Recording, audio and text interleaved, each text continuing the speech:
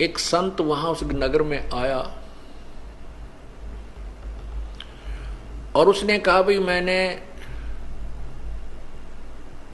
यहां रात्रि बितानी है और मुझे कोई भक्त का घर बता दो जिससे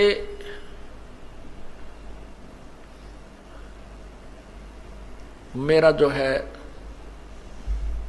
भक्ति कर्म ना बिगड़े, मैं अपना साधना भी कर लूं उस भगत के घर बैठ के और मुझे 2 रोटी भी मिल जाए। तो उस संत को गांव के उस नगर के निकम्मे से व्यक्ति मिल गए। वो कहने लगे बाबा जी साधु संत तो नगर से बाहर रहा करते हैं और जिस प्रकार के आप भगत चाहते हो वो हम बताते हैं। वो सामने इधर चले जाओ, ये रास्ता जा रहा पगडंडी सी और वहां एक भक्त रहता है बाहर, सपरिवार वहां रह रहा है, आप वहां जाओ। अब महात्मा उस संत ने सोचा भी बिल्कुल सही बात है, जंगल से भगत तो बाहर है तो और अच्छी बात है। तो वो चला गया वहां, साधु वहां चला गया और वहां वो बहन जो अजामेल की पत्नी थी गणिका, वो घर पे थी। साधु ने आवाज लगाई, नमो नारायण किया तो वह लड़की बाहर आई कि आज कौन आ गया इधर। और पुण्यात्माओं ठीक है, वर्तमान में कोई भी प्राणी कितनी ही गलती कर सकता है, लेकिन उसके पूर्व जन्म की कोई पुण्य कमाई होती है, वो साधु संत या सत्संग के विचार सुनने से वो अवश्य अंगड़ाई लेती है, वो एकदम उभर कर आती है। ये कौन थे अजामेल और जो गणिका वो वैसा, वो कौन थे? ये पूर्व जन्म में दोनों साधक थे। वो भी वैराग्य थी और ये अजामेल भी वैराग लेकर के बाहर भक्ति के लिए, जैसा भी इनको मालूम था अपनी उस परमात्मा के नाम की, जैसा जिस संत ने कोई बताया था वो साधना शास्त्र विरुद्ध भी ये कर रहे थे। जैसे ओम नाम की साधना तो शास्त्र अनुकूल है और अन्य जो साधना ये करते थे वो शास्त्र विरुद्ध है, जैसे तप वगैरह। लेकिन दोनों की, जैसे किसी ने भांग बीज दी वो भी फल लगेगा और कणक बीज लिया उसका भी फल लगेगा। दोनों इकट्ठी बोली तो भी भांग का पौधे के अलग बीज फल लगेंगे और कणक गेहूं के अलग लगेंगे। तो ऐसे साधना ये करते हैं, उनका दोनों का सबका फल उनको मिलता रहता है। जैसे तप करते हैं उसे राज्य भी होता है और सिद्धियां भी आ जाती है, लेकिन मोक्ष नहीं हो सकता इनसे। तो इस प्रकार वो पिछले जन्म में साधना किया करते थे, साधक थे। और जो अजामेल अब बदनाम हो रहा था, ये पूर्व जन्म में ऐसे ही एक साधक था, हठ योग करता था। और ये हठ योग करते करते इसने अभ्यास कर रखा था समाधि लगाने का। समाधि क्या होती है आपको पहले भी कई बार बताया है कि इस शरीर के अंदर, हमारा शरीर जो है ये एक टेलीविजन समझो, और इसमें चैनल बने हुए हैं, जैसे मूल कमल, स्वाद चक्र, नाभि कमल, हृदय कमल, कंठ कमल, त्रिकुटी कमल, सहस्रार कमल। और इसमें जिसका भी जो चैनल ऑन हो गया पूर्व जन्म की कमाई से, और जैसे हठ योग से समाधिस्थ होने की चेष्टा जो करते हैं, वो न जाने कौन से कमल में कौन सा टेलीविजन का चैनल ऑन हो जाता है उनका, फिर उसको बार बार देखने का इंटरेस्ट बन जाता है। उसमें ऊपर के इस ब्रह्मांड में जैसे ये कहीं ग्रह चल रहे हैं, इनकी बड़ी अच्छी स्पीड नजर आती है, ऊपर की तरफ और बड़े बड़े पहाड़ हैं, स्वर्ग हैं, पता नहीं क्या क्या वहाँ उछल कूद होती है, नाच गाने ऊपर चल रहे हैं, तो वो सब दिखने लग जाते हैं। तो ये मन वही टिकता है जहाँ इसको वर्तमान से अधिक कोई अट्रैक्टिव वस्तु नजर आती है, आकर्षक वस्तु नजर आती है। जैसे इस मन की वृत्ति है कि जैसे अंधेरे में 25 वाट का बल्ब जग गया तो सभी वो पतंग जीव जंतु उसके पास पहुंच जाते हैं, और 100 वाट का जग जाता है तो उसकी तरफ भाग लेते हैं, उस 25 वाले पर कोई नहीं रहता। ऐसे ही जो हम यहाँ देख रहे हैं इस पृथ्वी के ऊपर, जो भी हम मन की आकर्षण वस्तु देखते हैं, इससे बहुत ज्यादा अधिक ऊपर के लोकों में है। जैसे आपने मार्कंडे ऋषि और उस इंद्र की पटरानी की वार्ता सुनी, तो यहाँ जो इंद्र लोक की सबसे खूबसूरत औरत आकर के मार्कंडे ऋषि के सामने डांस कर रही थी, लेकिन मार्कंडे ऋषि की समाधि ब्रह्मलोक के उस बड़े होटल की नाच गाने देख रहा था वहां बैठा। वो कहता है कि जहां मेरी समाधि गई हुई है वहां तेरे जैसी तो उन औरतों की, वहां ऊपर नाचने गाने वालों की दासियां हैं, तो तुझे मैं क्या चाहूं। तो ऐसे ही ये मन वही टिकता है इन समाधि लगाने वालों की, ये ऊपर के और ज्यादा अधिक बकवादें देखता है, और उधर इसका बैठे रहने से परमात्मा के आड़ में वो बैठते हैं, उससे सिद्धियां आ जाती हैं, तप बन जाता है, उसका भी फल मिलता है। तो ये अजामेल जो है ये पूर्व जन्म में ऐसे ही समाधि लगाने का अभ्यास था। कभी तो हठ योग करके समाधि लगने का इसने अभ्यास किया, जिससे वो परिपक्व अभ्यास हो गया, और एक दिन सोते सोते इसका वो अब समाधि लग गई। समाधि लग जाती है तो मन बहुत दूर पहुंच जाता है, वहां की बकवादें देखता रहता है और शरीर को कोई आभास नहीं होता। उस समय बहुत ज्यादा सर्दी थी, सर्दी का मौसम था, और ये अजामेल समाधि हुआ अचेत पड़ा था। और उधर से जो गणका वैसा बनी हुई है वो लड़की भी वैरागण थी, साध्वी थी। उसमें कहते अभी आपने सुना था कि दर्दबंद दरवेश है बेदर्द कसाई, जिसके हृदय में दया नहीं वो तो कसाई है, जिसके हृदय में दर्द है दुख है, दूसरे को दुख को अपना दुख समझता है, वो दरवेश है, वो संत है, साधु है, भक्त है। तो उस लड़की के मन में, उस साध्वी के मन में ये विचार आया। दूसरे लोग कहने लगे कि इसने 1 हफ्ता हो गया, 3 दिन हो गए हैं, ये उठा नहीं है, इसकी समाधि लगी है। तो उस बहन के मन में ऐसा आया कि कहीं इसका साधु का शरीर नष्ट ना हो जाए, सर्दी ज्यादा है, कहीं इसके प्राण ना चले जाएं।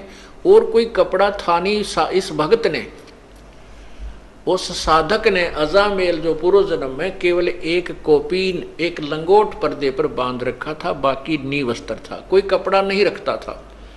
उधर से वो साध्वी थी, उसके पास भी एक्स्ट्रा कोई कपड़ा नहीं था। तो उसने सोचा इस साधु का जीवन बचाना अति आवश्यक है, तो उस लड़की ने उस साधु के ऊपर लेट गई। वह उसके जीवन रक्षा करने के लिए, अपने शरीर का ताप देने के लिए वो बहन उस भगत के, समाधि लगाए हुए भगत के यानी उस अजामेल के शरीर के ऊपर लेट गई। अब लेट गई तो वो गर्म, शरीर गर्म हुआ। कुछ देर के बाद उसके वो जो ऊपर ड्रामा ड्रूमा देख रहा था वो खत्म हुआ। जब वो वापस आया से एकदम शरीर से बाहर, तो ये तपस्वी जो होते हैं ये ततैये बन जाते हैं, भेड़। ये नहीं देखते तुम किसको डस रहे हो, जरा सा हाथ लगते जैसे भेड़ डंक लगा देती है, सर्प डंक लगा देता है, ऐसे बन जाते हैं, ये सिद्ध बन जाते हैं इन साधनाओं से। जो ही उस संत, उस भक्त की आंखें खुली, समाधि टूटी, अपने ऊपर एक स्त्री को लेटे हुआ देखा, तो उस जन्म में तो ये ऐसा साधक था कि स्त्री को टच भी नहीं करना से अपना धर्म भंग समझता था। तो उसने उस औरत को ये सोचा कि ये मेरा धर्म भंग करने की चेष्टा कर रही है, उसको श्राप दे दिया कि तू वैसा बनेगी अगले जन्म में। तो उधर से वो भी उससे कैसी थी, दया तो थी उसमें, ये तो साधु में होता है, तभी तो भगवान की साधना की तरफ चलता है, दयालु जिसमें दया होती है। लेकिन जिसको साधना ठीक नहीं मिलती वो दयालु होकर भी दुष्ट कर्मों से नहीं चूकते। उधर से उस लड़की ने उसको श्राप दे दिया कि तू भड़ुआ बनेगा, अगले जन्म में तू भड़ुआ होगा, अर्थात व्यभिचारी होगा। तब जब उन दोनों का वो पारा सा उतर लिया छो का, फिर विचार करने लगे। तो उस लड़की ने कहा कि नालायक, मैं तो तेरे शरीर को गर्मी दे रही थी, मैंने तेरे जैसे निकम्मों की कोई आवश्यकता नहीं, मैं फिर घर क्यों त्यागती अगर मैं ऐसे कर्म करती।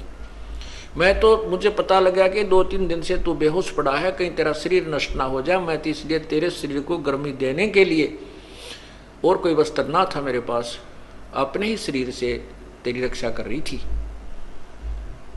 तब वो महसूस किया उसने भी कि बहन मेरे से गलती बन गई। अब वही तो बात है ना, कहते हैं तीर कमान से और वचन जुबान से निकलने के बाद वो वापस नहीं आता। तो सोच समझ कर हमने हर क्रिया बोल चाल करनी चाहिए। तो उसी के परिणाम स्वरूप वो तो वैश्या बन गई, वो बदचलन बन गया,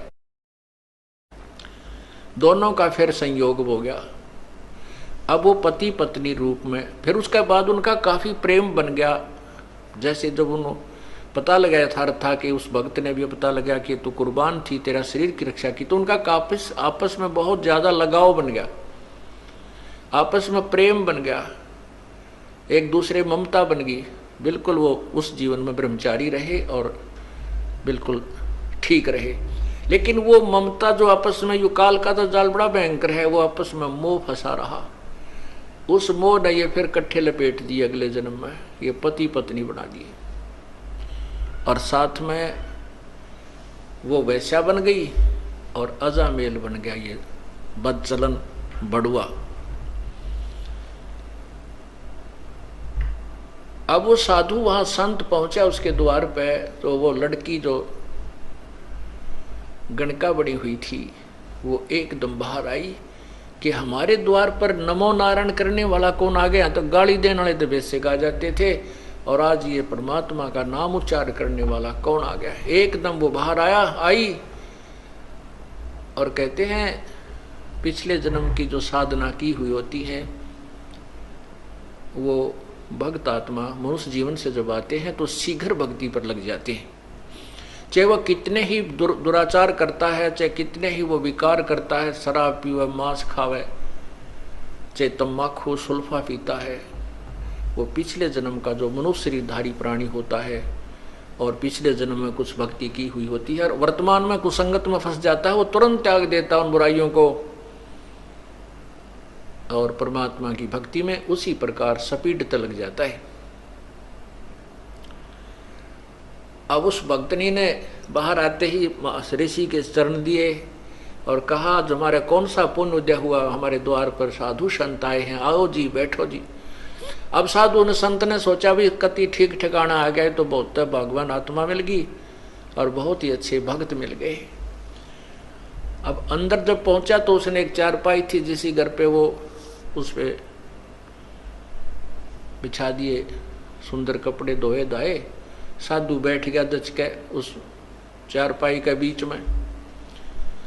दोपहर के बाद का समय था, 2-3 बजे 4 बजे, और वो अजामेल गया हुआ था जंगल में शिकार खेलने, शिकार लेने के लिए। कोई मर्ग, कोई पशु पक्षी मार के लिया करता डेली और हाथ तक काट के शराब पिया करता वहां जंगल में बना करके मदिरा।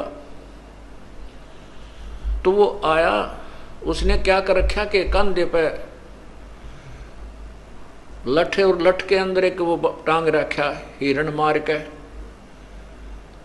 और आते ही वो पटक दिया आंगन में। जड़ महात्मा बैठे थे उसका साथ में ही, और नो पटक, जब नो ना देखा कि महापुरुष बैठा सामने, उसने आते ही दुखी सा हो रहा था, कहा ले भगवान आ तो सारा दिन में एक का पाया, सारा दिन लग गया, एक ही मर्ग मिला, बड़ी मुश्किल से हाथ लगा। अब जब उसने वो मर्ग वहां पटका तो वो साधु की नजर गई, भाई के खुड़का हुआ कौन बोला। जब उस संत ने देखा रही तो भाई कुकर्मी आदमी है, कौन आ गया इनके भगतनी के घर में, मांस ये मर्ग मार रखा इसने। तो उस लड़की से पूछा, बेटा यू कौन है, कौन आ गया तेरे घर में। वो कहने लगी, जी ये भगत जी है आपका, ये आपका सेवक है। बाबा जी ने ठा लिया जोड़ा, जब गलत जगह आ गया भाई, तो ये किसा सेवक मर्ग मार के ला रहा। तो फिर उसने देखा कि तो संत था, आया हुआ है आज तो तुम्हारे दरबार पे, अब उसके अंदर भी जो पूर्व जन्म की भक्ति थी वह जागृत होगी। परमात्मा कहते हैं कबीरा दर्शन संत के परमेश्वर आवे याद, और लेखे में वाह है गड़ी बाकी का समय बाद। तो उसी समय उस अजामेल ने भी पैर पकड़ दिए और उस बहन ने भी, उसकी पत्नी ने, और कहने लगे महाराज हमारे द्वार से आप न्यू मत जाओ, अब पहले पापी आत्मा और आप जैसे महापुरुष हमें कोई सदुपदेश नहीं देंगे, हमारा कोई रास्ता मार्गदर्शन नहीं करेंगे, तो हम बुराई कैसे छोड़ देंगे। तो बोला मैंने छोड़ दो जल्दी, बस मेरे साथ तो मजाक कर दिया किसी ने, मैं गलत आ गया यहाँ पे। तो उन दोनों ने बहुत याचना की कि नहीं साधु, नहीं महाराज आपने ऐसे नहीं जाना चाहिए, हम बुरे हैं भले हैं आप ही के तो हैं, आप हमें कुछ शिक्षा दीजिए ताकि हमारी बुराई छूट सके। काफी आग्रह करने से संत ने दया आगी कि भाई चल इतना कुछ कह रहे हैं, गलती हो जाया करती है, और ये कहें भाई हम सुधरने की चेष्टा करेंगे तो ठीक है। कहने लगे भाई इस बीमारी ने बाहर घेर का, अभी आज से प्रण करो, कसम खाओ, प्रतिज्ञा करो कि ये बुराई तुम नहीं करोगे। अब कहते हैं साधु दर्शन राम का, मुख पे बसे सुहाग, और दर्शुनी को होते हैं जिनके पूर्ण भाग। अब वो पूर्ण भाग थे क्योंकि पिछले जन्म की कमाई थी, और किसी ना किसी जन्म में वो परमात्मा की शरण में रहे हुए होते हैं। जो प्रभु आते हैं प्रत्येक युग में आते हैं, और वही कमाई उनको मनुष्य जीवन दिलवाती रहती है। बाकी जो अन्य हठ योग आदि करते हैं वो तो मलाई यहीं खत्म खर्च करते रहते हैं, सिद्धियां प्राप्त करके या कोई राज्य प्राप्त करके फिर पैरेलल हो जाते हैं। तो उन्होंने उसी समय उस उठा के उस मर्ग को बाहर फेंक दिया और कहा महाराज जी बाजार से जाकर के हम बिल्कुल फ्रेश आटा लावांगे आपके लिए, अलग से भोजन बना देंगे, नहा धो के, आज के बाद हम कोई बुराई नहीं करेंगे, लेकिन आप हमारे द्वार से जाइए मत, हम शाकाहारी हो जाएंगे। अब उस संत ने कहा भाई ठीक है।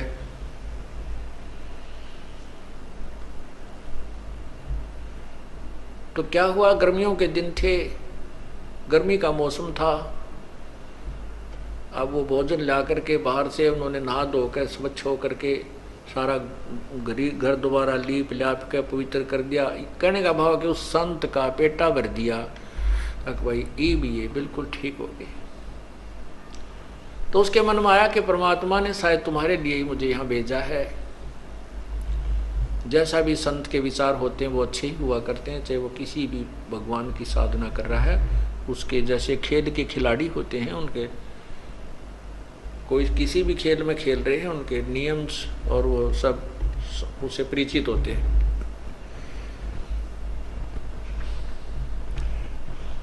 अब रात्रि के समय साधु तो भजन करने लग गया और वो दोनों जने पंखा लेकर के खड़े हो गए बारी बारी।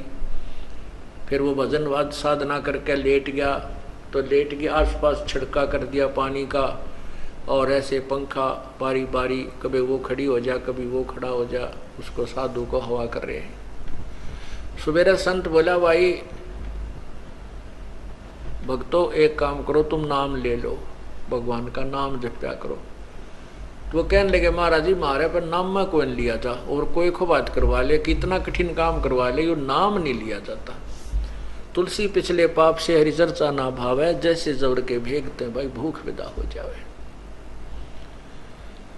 ने बोला जी नाम नूम ताम लेते नहीं, बाकी आपके चेले पक्के हो गए, आप बुराई नहीं करेंगे, आपने कसम खा ली। तो संत ने सोचा अपने आत्माओं जैसे ये जो कथाएं हम सुना करते ना कि भाई एक अजाम उसने संत ने लड़के का नाम नारायण रखने को कह दिया,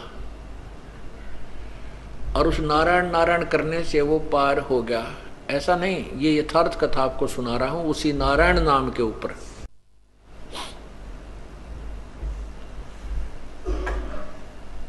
तो संत ने सोचा भाई इनके निकम्या के काम बिगड़ गए, घने पाप घने इकट्ठे हो गए, इसलिए इनके राम नाम में रुचि नहीं बन सकती, तो क्यों ना ऐसा तरीका कर दूं कि ये भगवान का नाम उच्चारण करने लग जा।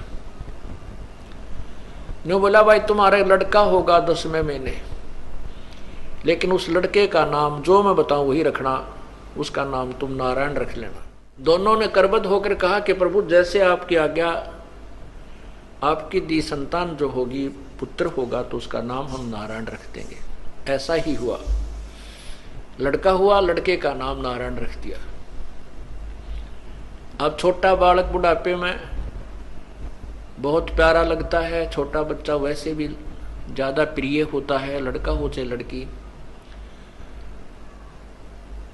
तो वो लड़का जब उसके इतना मोह हो गया उस नारायण नारायण करता,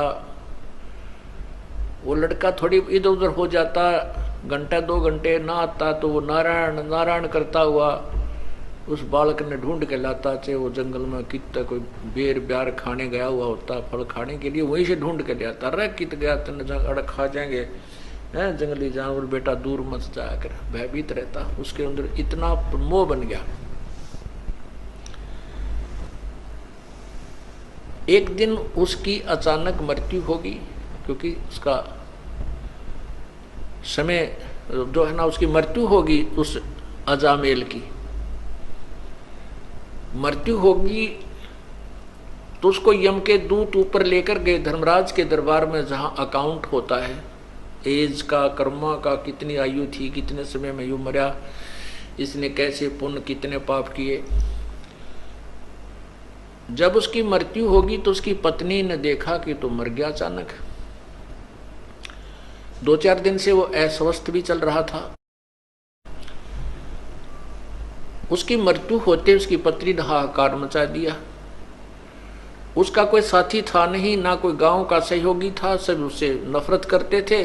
तो उसने सोचा इसका अंतिम संस्कार यहीं अपने आंगन में ही कर देती हूँ। उसको घसीट कर एक साइड में कोने में रख लिया और उसके ऊपर लकड़ डालने शुरू कर दिए। लकड़ लाने लगी, इधर उधर से इकट्ठे करके चिता बनाने लगी। 1 घंटे 2 घंटे के बाद उसकी वापस चेतना आ गई, वो जीवित हो गया। तो ऊपर उसने देखा, वो जब वापस आया तो उसकी पत्नी बुरी तरह रो रही, वो लड़का भी रो रहा, और उधर से वो चिता बना रही, लकड़ी ढो ढो के इकट्ठे करने लग रही। तो वो कहने लगा तू क्या कर रही है, क्यों रो रही है, क्या हो गया घर में। तो अपने पति को जीवित देख करके उसको खुशी तो हुई, लेकिन जो दुख वो महसूस कर चुकी थी, वो दुख अभी भी उसके हृदय में विद्यमान था। और रोती रोती कहने लगी आप मर गए थे, आप जीवित कैसे हो गए, आप तो चले गए थे हमें छोड़कर। इस दुख में रो रही थी कि अब हमारा कौन है यहाँ पर, मैं किसके सहारे रहूंगी अकेली जंगल में, मेरे ऊपर तो पहाड़ टूट गया था। तब उसका यकीन हुआ रे सचमुच मैं तो मर गया था। क्योंकि ऊपर जब धर्मराज ने उसको कहा कि भाई ये व्यक्ति नहीं है वो अजामेल, उसी नगर में एक और अजामेल नाम है उसका, और वो भी ब्राह्मण है, वो नगर में रहता है, उसके पिता का ये नाम है, उसको लाओ, इसको छोड़ो वापस। तो वो वापस छोड़ दिया। तो वो कहने लगा अपनी पत्नी को कि वो अजामेल है उसका पुत्र ब्राह्मण का, वो मरेगा अब। उसकी पत्नी कहने लगी आपको क्या पता ऐसा कि वो मरेगा। तो उस अजामेल ने बताया कि ऐसे ऐसे सारी कहानी बताई, धर्मराज ने ये कहा है कि इसकी उम्र अभी है नहीं, इसके तो अभी 5-4 साल वर्ष और रहते हैं, 4-5 वर्ष रहते हैं, इसके वापस छोड़ो, वो तरेगी। अब उस अजामेल के उस दिन के बाद या पक्की दचगी के मृत्यु तो होनी है, और समय भी थोड़ा ही बताया था धर्मराज ने, 4 वर्ष बताए थे, 5 वर्ष बताए थे, और या तो बात बिगड़ेगी। पुण्यात्माओं, ये परमात्मा की रजा होती है। उधर से क्या होता है कि वो अजामिल दूसरा उस नगर का मर गया, और जहां उसका बाहर कुटिया डाल रखी थी अजामिल ने, उससे थोड़ी सी दूरी पर, आधा किलोमीटर की दूरी पर वो शमशान घाट था। तो एक आधा घंटे के बाद देखते हैं कि वहां तो नगरवासियों की लाइन लग गई, और वो अजामिल, दूसरे अजामिल की चिता जल गई, उसको सवा कर दिया। तो उसने कहा कि देख ले वो। फिर वो जैसे अगले दिन गांव नगर में जाते थे सामान लेने, दुकान पर थे, वहां पता किया तो पता चला कि वो अजामिल मर गया, उसका लड़का, उस ब्राह्मण का कल मृत्यु होगी उसकी। तब दोनों का ये बात पक्की जचगी, क्या तो बात बिगड़ेगी। अजामिल बोला भगवान भजन कर ले, भक्ति कर ले, समय थोड़ा है और यहाँ सब कुछ यहीं रह जाएगा। अब भजन करें किसका, क्यों नाम नहीं, कुछ भी नाम उन्हें लिया नहीं। तब वो दयालु परमात्मा आते हैं और उनको, उस पुण्यात्माओं को सच्ची भक्ति देते हैं, ज्ञान कथा सुनाते हैं। लेकिन हमारे अंदर एक सबसे भयंकर बीमारी ये रही है कि हम राम और कृष्ण, ब्रह्मा विष्णु महेश या ब्रह्म से ऊपर यदि कोई कथा कहानी सुनाता है तो नहीं सुनते थे, और उसको एक बुद्धू समझ करके उसकी प्रत्येक बात पर अविश्वास कर देते थे। इसलिए परमात्मा बड़े दयालु हैं, बड़े सूझबूझ से काम करते रहे, तो उन्होंने कथाएं यही सुनाई, ब्रह्मा विष्णु महेश और ब्रह्म तक की, और नाम भी उनको वहीं तक के दे दिए। ओम नाम का जाप कराया। जैसे ब्रह्मा को ओम नाम दिया प्रभु ने, विष्णु को हरियम नाम दिया, शिव को सोहम नाम दिया। कहते हम बैरागी ब्रह्म पद सन्यासी महादेव, सोहम मंत्र दिया शिव जी को करे हमारी सेव। तो ये परमात्मा ने उनके उद्धार के लिए, मोक्ष तो ये नहीं प्राप्त कर सकते क्योंकि मोक्ष तो 3 मंत्र से होगा, और 3 मंत्र का अधिकारी वो होगा जो परमात्मा की सच्ची कथा, पूरी सृष्टि रचना पर पूर्ण परमात्मा कौन है इस पर विश्वास कर लेगा। सारना, ये जो 3 मंत्र का जाप उसी को दिया जाता है जिसकी नस नस में, अर्थात पूर्ण रूप से जिसका विश्वास परमात्मा पूर्ण ब्रह्म कबीर भगवान में हो जाता है कि वही मोक्षदायक है, उसी की पूजा से पूर्ण मोक्ष होता है, और अन्य भगवानों की सतीथि से वो परिचित हो जाता है कि ये भगवान नाशवान है, अविनाशी नहीं है। और इनकी साधना से जीव को इतना लाभ होता, स्वर्ग गया, फिर मृत्यु, फिर स्वर्ग गया, फिर नीचे आया, फिर स्वर्ग गया, फिर 83 लाख योनियों भोगी। इस तरह का ये रहट जैसा कुआं, अर्थात ये चक्र अन्य भगवानों की साधनाओं से चलता ही रहेगा।